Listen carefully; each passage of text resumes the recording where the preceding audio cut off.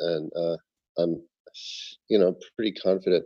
I know now that we'll make it to Mercury, even with what we've got, if we tighten our belts and are very focused. But I have a feeling that we'll make our goal, and it'll be a pretty comfortable ride to Mercury.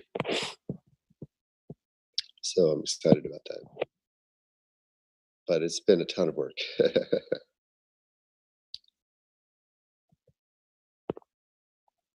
So, Greg, just so you know, I'm recording, but I can edit the first few minutes of this, and we're still waiting on people. Okay. Is Vlad here? No. All right. Well, you don't have to edit this out. That's nothing I said that I wouldn't say in public. No, not that. It's just getting straight to the point with the Casper stuff. I don't know how. Yeah. Okay. People's time. That's totally fine. All right. Well, let's get rocking and rolling.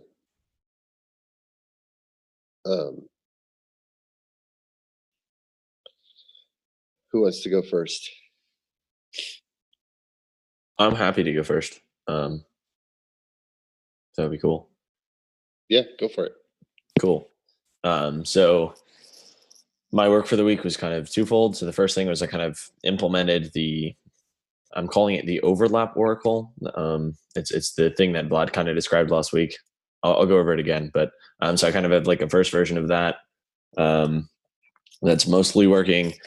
And then the other thing is I've kind of started building like a testing harness framework kind of thing for CBC, Corporate Construction Casper. Just because, testing up until now has kind of just been running the thing and looking at it and going, that looks nice. And so kind of surrounding it and at least a little bit of testing will make me feel better about it. So anyways, I can share screen real quick and kind of walk you guys through the overlap oracle, if that would be cool. Sure. All right, cool. All right, so it's a bit, I guess I'll say verbose as of now, but I think it's pretty readable, and so it might be kind of cool to kind of look through it. So again, so our goal is to kind of find the biggest set of validators. By the way, just to reiterate, this is the thing Vlad described last week. And so it's to find the biggest set of validators so that each of their latest blocks is building on the candidate estimate. This candidate estimate thing is the kind of the block we're trying to revert, by the way. The second thing is that each of them have a latest block from each other. That's a block on the candidate estimate. And it's that none of them in the future will ever be able to see a latest block from each other that isn't on the candidate estimate. Okay, so to kind of do this, it's pretty simple. We kind of check that the latest message V. So for each pair of candidates, or sorry, for each pair of validators, we kind of check and make sure that their messages fit these things. So we first say V has to have seen the latest message from W that's on the candidate estimate. W has to see a message from V that's on the candidate estimate. And there are no blocks. So this is kind of like the free blocks check that I talked about a couple of weeks ago, but pretty much there are no blocks from W that V has not seen that might change V's estimate. And in the same way, there are no blocks from V that W has not seen that might change W's estimate. And then kind of just for now, we kind of just use some random graph library and pretty much just find the largest weight clique out of that. And that's kind of our set of validators that are kind of stuck on top of the candidate estimate. And pretty much the argument here is that if we have greater than 50% of them stuck on the clique, then some of them are going to have to equivocate to get the rest of them off of the clique, which kind of gives us some degree of safety, which is pretty cool. I can show you guys it real quick in practice so I can see. So it's actually pretty efficient, which is cool. This isn't a very interesting one. Hold up. It's pretty efficient, as you'll see. I don't know if this is visible, but it gets finality much faster than the free block oracle did, and it does it pretty well. one of the kind of interesting results that comes out of this is that if you run it with like full propagation, let me see if I can show this. Sorry. If you run it with full propagation, it sometimes is 2 messages behind, and sometimes finality is 3 messages behind, as in this case. And that kind of has to do with the initial weight distributions. And so we stop kind of, at least with this oracle, always getting that, in 2 messages we'll get finality, which is kind of an interesting thing. But yeah, so that's mostly what I worked on this week. Was implementing. Just to clarify, the green is finalized. Yeah, exactly. Green blocks are finalized. You see blocks go from not finalized to finalized. Cool. When they're like more validators, how does it fare? In terms of efficiency?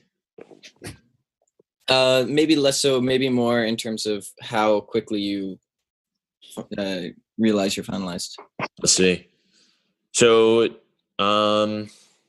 I bet it realizes much slower, or not much slower, but I guess proportionally slower, just because. Where's our number of validators?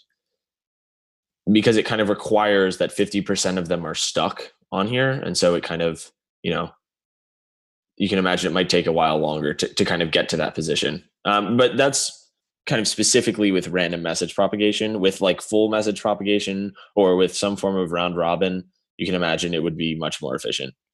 We don't have to go all the way through this, but I guess real quick, I can show you guys what it looks like with round robin. It's also not totally perfect. As you can see, usually with round robin, it's like exactly n messages behind. But kind of in this case, it might be lagging a bit. But yeah, that's one more thing that's worth noting is that we can kind of get a really nice lower bound on the minimum amount of equivocation that's acquired, which is pretty cool. So kind of say, as of right now, I'm kind of just saying like, if the weight of the biggest clique is kind of, greater than the total weight divided by 2. So it's greater than the majority, then the majority are stuck.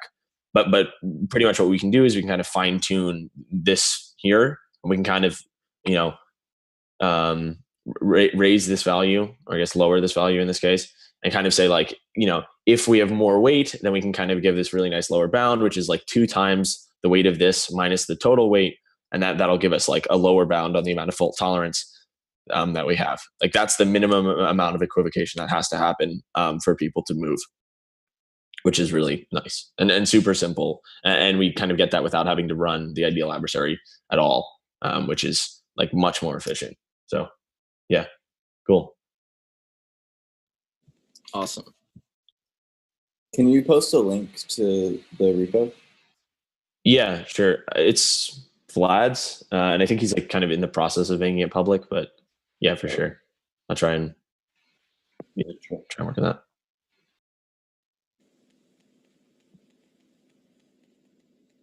Cool. Any other questions or comments? / I hope that was helpful.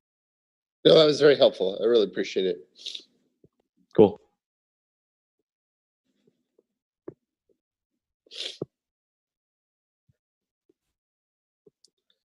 Who wants to go next? I can go. I have a super quick update. Basically, there has been one major revision in the Casper contract, which removed 2 of the slashing conditions, which in those slashing conditions essentially were able to be removed because they were being checked implicitly through the state transitions of the contract. Now, that change needed to be integrated into the actual like validator and the chain stuff. And so this week I just worked on updating all of the code base. And so it is updated to the latest version of Casper, or the Casper contract, and it is essentially ready to be added to PyEthap once we add Python 3 support for that code base, which is exciting because then we get networked validators. Cool. That's awesome. Cool. So what are you? Have you done any performance analysis?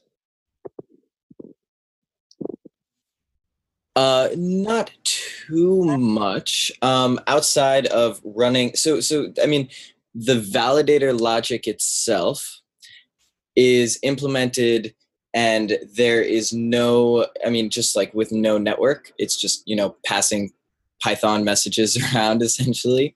And that has been relatively performant.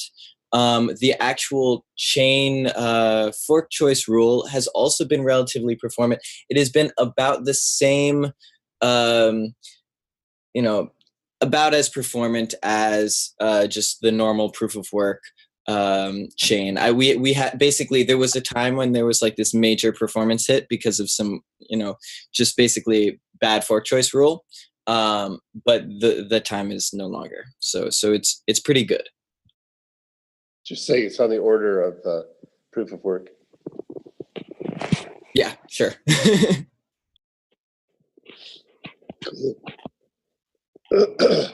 Well, on our side, we've largely been just writing up beginning to write up the results on the Levere theories. So we're aiming to hit a submission for LICS, which is Logic and Computer Science. It's one of the premier conferences.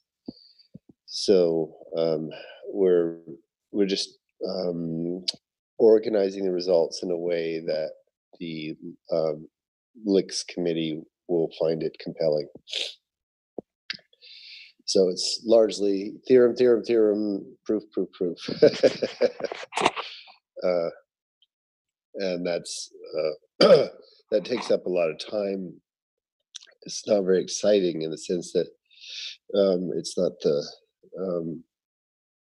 I think for this community, it's pretty math heavy, but it is important in terms of getting more eyeballs on the results. Sorry, I picked up a cold. I was taking care of my two little ones, both of whom had colds, and I just didn't get a chance to rest with all the stuff going on with the sale, so I ended up with a cold.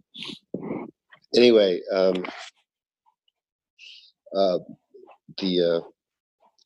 we should start to have drafts for people to take a look at the next couple of weeks.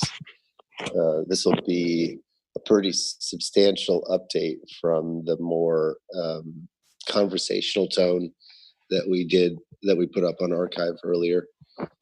So it's largely focused on just stating the main ideas as theorems, and then proving those out.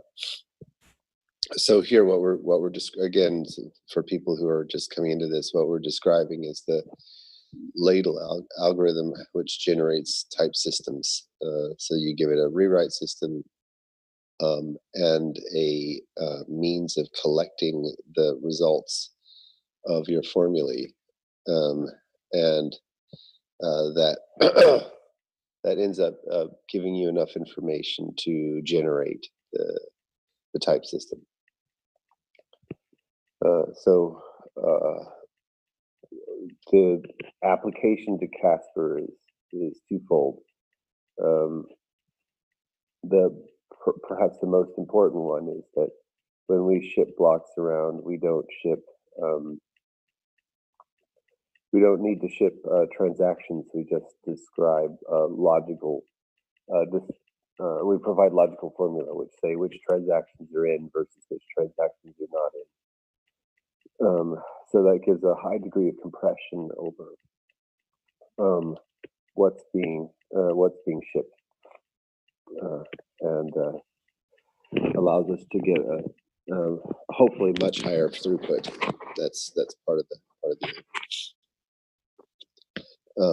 So that's one of the applications of the ladle algorithm. The other application at the other end is that the contracts themselves are described with types. So we have a two-level implementation, so that there's a sort of bottom level Rolang, which is not Casper aware, and then there's a next level Rolang, which is Casper aware, and those contracts. So the Casper contracts themselves are written in this lower level Rolang, so they don't have to be aware of the blockchain semantics, and they're type checked, which means that the proof of the correctness of of those contracts is actually in the type checking, and that's that's a little different than going out to some external system and having the code or some not the code, but the problem is that when you go out to an external system, the relationship between what you've formally verified and the code that's actually running is more remote. So we're making sure that the relationship between the code that's actually running and the code that's formally verified, that they're one and the same. So there's no guesswork about or no proof obligation about what's been proved correct versus what's running. So those are the two applications of the algorithm that we're describing and submitting to LIX with respect to Casper. And yeah, most of our updates is we're, now that we've worked on the idea that the geometric theories filter more for the filter the models more, so we can get around some of the issues that we were having with just having Levere theories. We can write up those results and get those submitted to LIX and have a wider community looking at these results and kind of pounding on them and saying yay or nay. So that's our updates. Cool.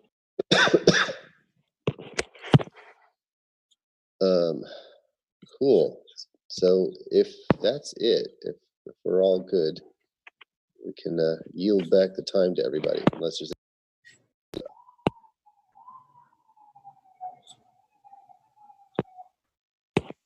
All right. Cool. Sweet. Thanks, everyone. Sorry, I'm a little low energy today. I just it's been quite an intense period. Well, thank you and feel better. Thank you. All right. Talk to you guys later. You guys. Take care.